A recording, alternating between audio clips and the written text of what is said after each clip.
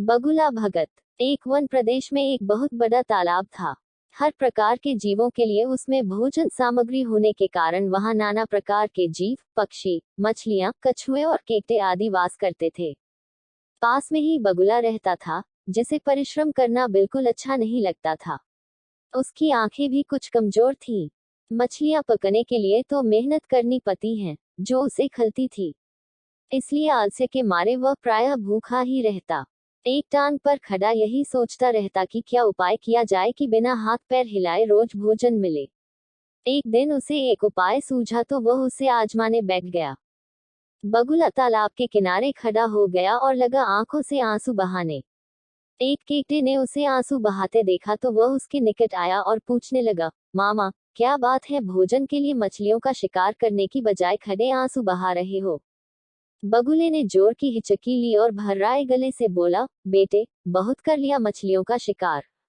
अब मैं यह पाप कार्य और नहीं करूंगा। मेरी आत्मा जाग उठी है, इसलिए मैं निकट आई मछलियों को भी नहीं पकड़ रहा हूँ। तुम तो देख ही रहे हो।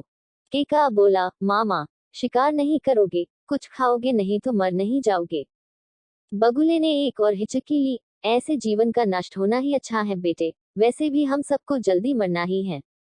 मुझे ज्ञात हुआ है कि शीघ्र ही यहाँ 12 वर्ष लंबा सूखा पड़ेगा। बगुले ने केकड़े को बताया कि यह बात उसे एक त्रिकालदर्शी महात्मा ने बताई है, जिसकी भविष्यवाणी कभी गलत नहीं होती। केकड़े ने जाकर सबको बताया कि कैसे बगुले ने बलिदान व भक्ति का मार्ग अपना लिया है और सूखा पड़ने वाला है। उस तालाब के सारे जीव, मछलियां, कछुए, केकड़े, बत्तखें व सारस आदि दौसे दौड़े बगुले के पास आए और बोले, भगत मामा, अब तुम ही हमें कोई बचाव का रास्ता बताओ। अपनी अक्ल लगाओ, तुम तो महाज्ञानी बन ही गए हो। बगुले ने कुछ सोचकर बताया कि वहां से कुछ कोस दूर एक जलाशय है जिसमें पहाड़ी झरना बहकर गिरता है। वह कभी नहीं सूखता। यदि जलाशय के सब जीव वहां चले जाएं तो बचाव हो सकता है। अब समस्या यह थी कि वहां तक जाया कैसे जाएं।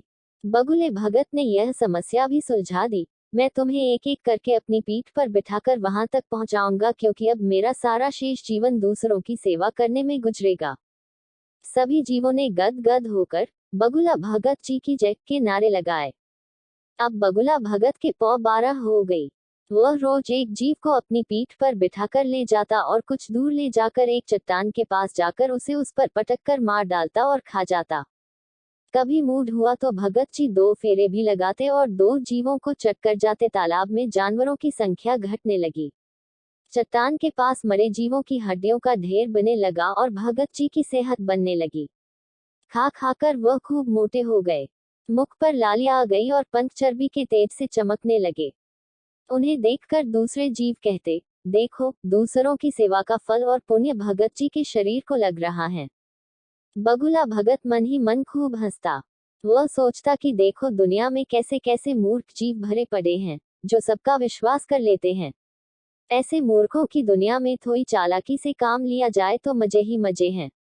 बिना हाथ पैर हिलाए खूब दावत उड़ाई जा सकती है। संसार से मूर्ख प्राणी कम करने का मौका मिलता है। बैठे बिठाए पेट भरने का जुगाड़ हो जाए तो सोचने का बहुत समय मिल जाता है। बहुत दिन यही क्रम चला। एक दिन केकड़े ने बगुले से कहा, मामा, तुमने इतने सारे जानवर यहाँ से वहां पहुंचा दिए, लेकिन मेरी बारी अभी तक नहीं आई। भगत जी बोले, बेटा, आज तेरा ही नंबर लगाते हैं, आजा मेरी पीठ पर बैठ जा। केकड़ा खुश होकर बगुले की पीठ पर बैठ गया।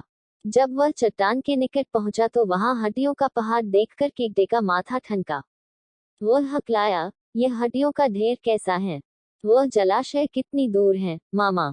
बगुला भगत ठा ठा करके खूब हंसा और बोला, मूर्ख, वहां कोई जलाशय नहीं है। मैं एक एक को पीठ पर बिठाकर यहाँ लाकर खाता रहता हूँ। आज तू मरेगा। केका सारी बात समझ गया। वह सिहर उठा, परंतु उसने हिम्मत न हारी और तुरंत अपने जंबूर जैसे पंजों को आगे बढ़ाकर उनसे दुष्ट बगुले की गर्दन दबा दी और तब तक दबाए रखी जब तक उसके प्राण पखेरु न उठ गए। फिर केकड़ा बगुले भगत का कटा सिर लेकर तालाब पर लौटा और सारे जीवों को सच्चाई बता दी कि कैसे दुष्ट बगुला भगत उन्हें धोखा देता रहा। सीख 1, दूसरों की बातों पर आंखें मूंद कर विश्वास नहीं करना चाहिए। 2, मुसीबत में धीरज व बुद्धिमानी से कार्य करना चाहिए। बड़े नाम का चमत्कार। एक समय की बात है, एक वन में हाथियों का एक झुंड रहता था।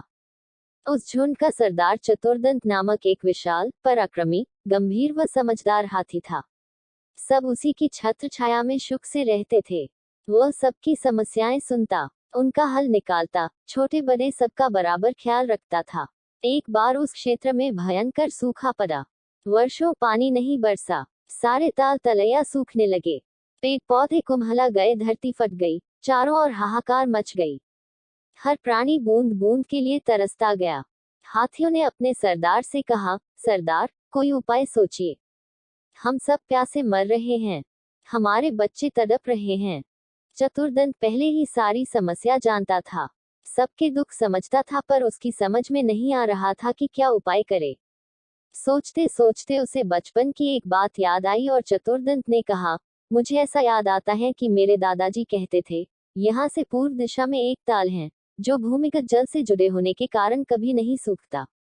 हमें वहां चलना चाहिए। सभी को आशा की किरण नजर आई। हाथियों का झुंड चतुर्दंत द्वारा बताई गई दिशा की ओर चल पड़ा। बिना पानी के दिन की गर्मी में सफर करना कठिन था, अतः हाथी रात को सफर करते। 5 रात्रि के बाद वे उस अनोखे ताल तक पहुंच गए। सचमुच ताल पानी से भरा था। सारे हाथियों ने खूब पानी पिया, जी भरकर ताल में नहाए व डुबकियां लगाईं। उसी क्षेत्र में खरगोशों की घनी आबादी थी। उनकी शामत आ गई। सैकड़ों खरगोश हाथियों के पैरों तले कुचले गए। उनके बिल रौंदे गए। उनमें हाहाकार मच गया। बचे कुछ खरगोशों ने एक आपातकालीन सभा की। एक खरगोश बोला, हमें यहाँ से भागना चाहिए। एक तेज स्वभाव वाला खरगोश भागने के हक में नहीं था। उसने कहा, हमें अक्ल से काम लेना चाहिए। हाथी अंधविश्वासी होते हैं। हम उन्हें कहेंगे कि हम चंद्रवंशी हैं। तुम्हारे द्वारा किए खरगोश संहार से हमारे देव चंद्रमा रुष्ट हैं। यदि तुम यहाँ से नहीं गए तो चंद्रदेव तुम्हें विनाश का श्राप देंगे। एक अन्य खरगोश ने उसका समर्थन किया, चतुर ठीक कहता है। उसकी बात हमें माननी चाहिए। लंबकर्ण खरगोश को हम अपना दूत बनाकर चतुर्दंत के पास भेजेंगे। इस प्रस्ताव पर सब सहमत हो गए। लंबकर्ण एक बहुत चतुर खरगोश था। सारे खरगोश समाज में उसकी चतुराई की धाक थी। बातें बनाना भी उसे खूब आता था। बात से बात निकालते जाने में उसका जवाब नहीं था। जब खरगोशों ने उसे दूत बनकर जाने के लिए कहा तो वह तुरंत तैयार हो गया। खरगोशों पर आए संकट को दूर करके उसे प्रसन्नता ही होगी। लंबकर्ण खरगोश चतुर्दंत के पास पहुंचा और दूर से ही एक चट्टान पर चका बोला, गजनायक चतुर्दंत, मैं लंबकर्ण चंद्रमा का दूत उनका संदेश लेकर आया हूँ। चंद्रमा हमारे स्वामी हैं। चतुर्दंत ने पूछा, भाई क्या संदेश लाए हो तुम? लंबकर्ण बोला, तुमने खरगोश समाज को बहुत हानि पहुंचाई है। चंद्रदेव तुमसे बहुत रुष्ट हैं। इससे पहले कि वह तुम्हें श्राप दे दें, तुम यहाँ से अपना झुंड लेकर चले जाओ। चतुर्दंत को विश्वास न हुआ। उसने कहा, चंद्रदेव कहाँ हैं? मैं खुद उनके दर्शन करना चाहता हूँ। लंबकर्ण बोला, उचित है। चंद्रदेव असंख्य मत खरगोशों को श्रद्धांजलि देने स्वयं ताल में पधार कर बैठे हैं। आए, उनसे साक्षात्कार कीजिए और स्वयं देख लीजिए कि वे कितने रुष्ट हैं। चालाक लंबकर्ण चतुर्दंत को रात में ताल पर ले आया। उस रात पूर्णमासी थी। ताल में पूर्ण चंद्रमा का बिंब ऐसे पड़ रहा था जैसे शीशे में प्रतिबिंब दिखाई पड़ता है। चतुर्दंत घबरा गया। चालाक खरगोश हाथी की घबराहट ताड़ गया और विश्वास के साथ बोला, गजनायक, जरा नजदीक से चंद्रदेव का साक्षात्कार करें तो आपको पता लगेगा कि आपके झुंड के इधर आने से हम खरगोशों पर क्या बीती है। अपने भक्तों का दुख देखकर हमारे चंद्रदेव जी के दिल पर क्या गुजर रही है।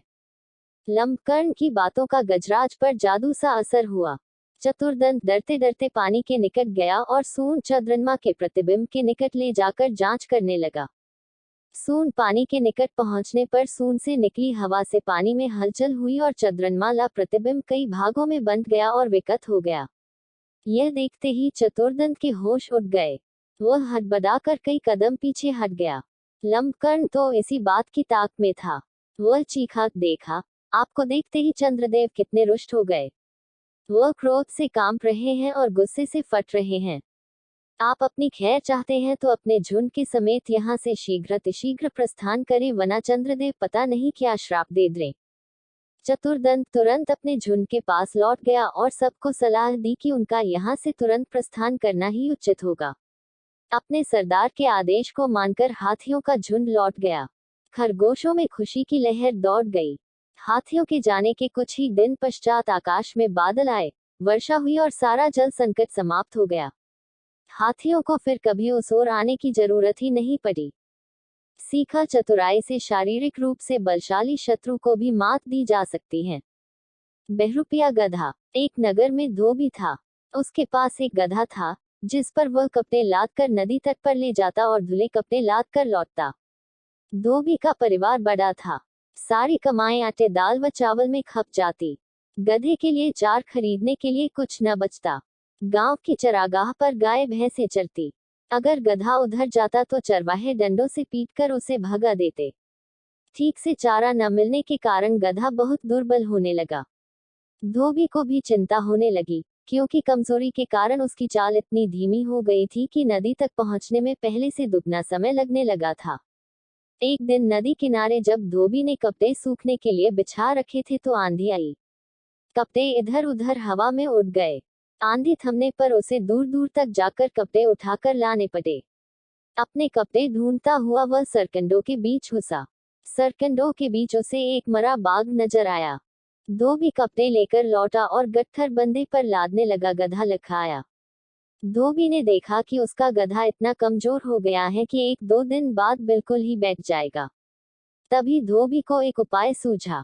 वह सोचने लगा, अगर मैं उस बाघ की खाल उतार कर ले आऊं और रात को इस गधे को वह खाल ओढ़ा कर खेतों की ओर भेजूं तो लोग इसे बाघ समझकर डरेंगे।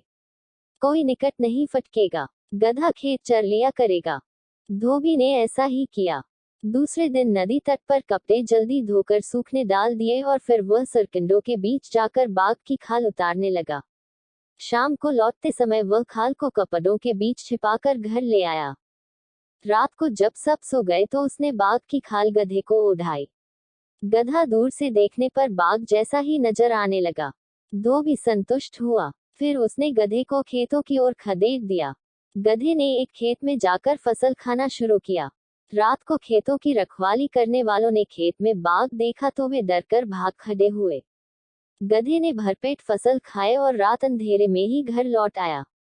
धोबी ने तुरंत खाल उतारकर छिपा ली। अब गधे के मजे आ गए। हर रात धोबी उसे खाल ओढ़ाकर छोड़ देता। गधा सीधे खेतों में पहुंच जाता और मनपसंद फसल खाने लगता। गधे को बाघ समझकर सब अपने घरों में दुबक कर बैठे रहते।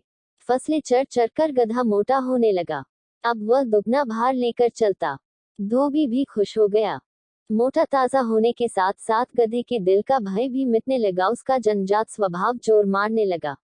एक दिन भर पेट खाने के बाद गधे की तबीयत मस्त होने लगी। वह भी लगा लोट लगाने। खूब लोटा वह गधा। बाघ की खाल तो एक और गिर गई। वह अब खालिस गधा बनकर उठ खड़ा हुआ और डोलता हुआ खेतर से बाहर निकला। गधे के लोट लगाने के समय पौधों के रौंदे जाने और चटकने की आवाज फैली। एक रखवाला चुपचाप बाहर निकला। खेत में झांका तो उसे एक और गिरी बाघ की खाल नजर आई और दिखाई दिया खेत से बाहर आता एक गधा। वह चिल्लाया, अरे यह तो गधा है। उसकी आवाज औरों ने भी सुनी। सब दम से लेकर दौसे। गधे का कार्यक्रम खेत से बाहर आकर रेंकने का था।